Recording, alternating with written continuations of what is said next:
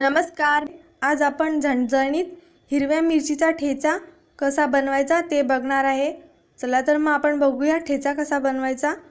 ठेचा बनवण्यासाठी या ठिकाणी मी झणझणीत हिरव्या मिरच्या घेतलेल्या आहे, त्यानंतर कोथिंबीर घेतलेला आहे, त्यानंतर लसूण घेतलेला आहे 1 गाठा आणि चवीपुरतं मीठ लागेल।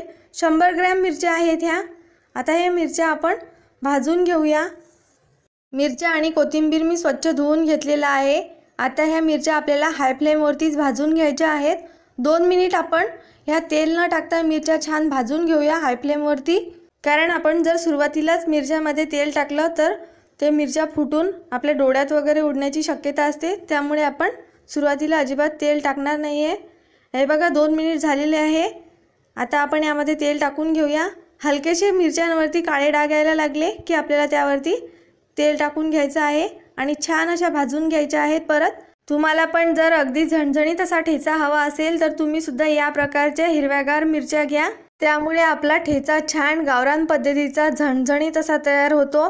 तुम्हाला जर कमी तिखट हवा असेल ठेचा तर तुम्ही ज्या बाजारात पोपटी मिरच्या भेटतात त्या मिरच्या सुद्धा घेऊन त्याचा ठेचा बनवू शकता।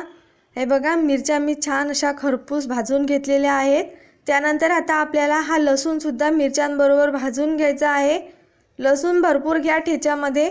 आता हा लसूण सुद्धा मी मिरच्यांसोबत छान असा खरपूस भाजून घेतलेला आहे। त्यानंतर आता आपल्याला गॅस बंद करून घ्यायचा आहे। आपल्या मिरच्या सुद्धा खूप छान भाजून झालेल्या आहेत। नंतर आपल्याला मिरची आणि लसूण हलकसे थंड करून घ्यायचं आहे आणि आता जाडसर असं हे वाटून घ्यायचं आहे। मी मिक्सरच्या छोट्या भांड्यामध्ये काढून घेतलेला आहे। त्यानंतर आपल्याला हा कोथिंबीर टाकून घ्यायचा आहे आणि चवीपुरतं मीठ। कोथिंबीर सुद्धा मी भरपूर घेतलेला आहे आणि आता आपल्याला जाडसर असं वाटून घ्यायचं आहे। तुम्ही हे खलबत्त्यामध्ये सुद्धा कुटून घेऊ शकता, पण मी मिक्सरमध्येच खूप छान जाडसर असं वाटून घेतलेलं आहे। हे बघा तुम्ही बघू शकता अस्सल गावरान पद्धतीचा आपला ठेचा बनवून तयार झालेला आहे।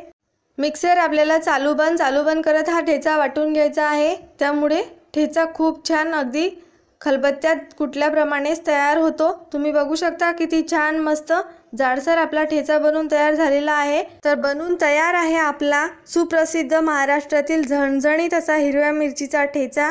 तुम्ही सुद्धा या पद्धतीने ठेचा नक्की बनवून बघा आणि तुम्हाला आज मी बनवलेला हिरव्या मिरचीचा ठेचा कसा वाटला हे मला कमेंट्स करून नक्की सांगा। व्हिडिओ आवडल्यास व्हिडिओला लाईक करा, मित्रमैत्रिणींबरोबर शेअर करा आणि चॅनलला सबस्क्राईब करा। चला तर मग भेटूया आणखीन अशाच नवनवीन रेसिपींसोबत। धन्यवाद।